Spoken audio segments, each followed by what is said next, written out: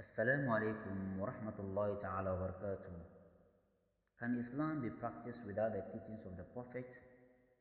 There are people who only follow the Quran and they are called the Quraniyun.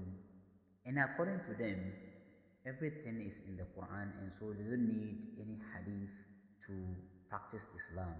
You can say this if and only you can answer these questions, which are very few and very simple. Number one is, there is no verse in the Quran which asks or instructs us to start with Surah Al-Fatiha in our prayers before any other surahs. You can only learn this one in the hadith or the teachings of the Prophet Sallallahu Alaihi Wasallam.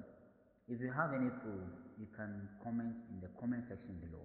The Quran says the hands of a male and a female thief should be cut off, but it didn't show or specify which part of the hand should be cut off.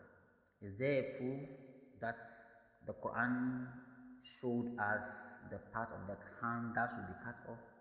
If you have, then you can continue to follow only the Quran. The next one is, did the Quran specify when khutbah or Friday sermon should be done?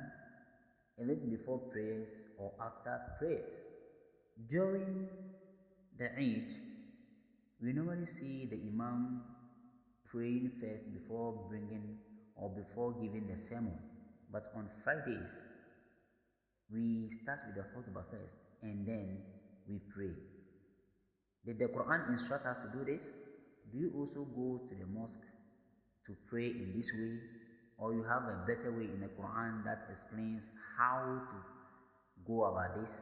My next question is, did the Quran teach us how to calculate our zakat or tithe? It can only be found in the teachings of the Prophet ﷺ as to how to calculate the zakat or tithe. If you have a Quranic verse that teaches the calculation of the zakat, you can bring it on board.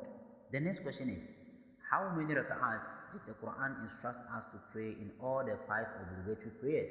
It can only be seen or practiced or learned in the teachings of the Prophet Sallallahu Alaihi Wasallam, because without him we can never know how to pray, and then without him we can never have the Quran in our hand. The next question is, did the Quran teach us how to call for the azan for prayers, if not in the hadith of the Prophet Sallallahu Alaihi Wasallam? So do you also listen or wait for the muazzin to come and call for prayers before you go for prayers? Or do you have any Quranic verse that explains or teaches us how to call for prayers? We are not saying Quran is not enough, but it is the hadith that explains the Quran very well. Without the hadith, you can never understand the Quran. Wassalamu alaikum wa rahmatullahi ta'ala wa barakatuh.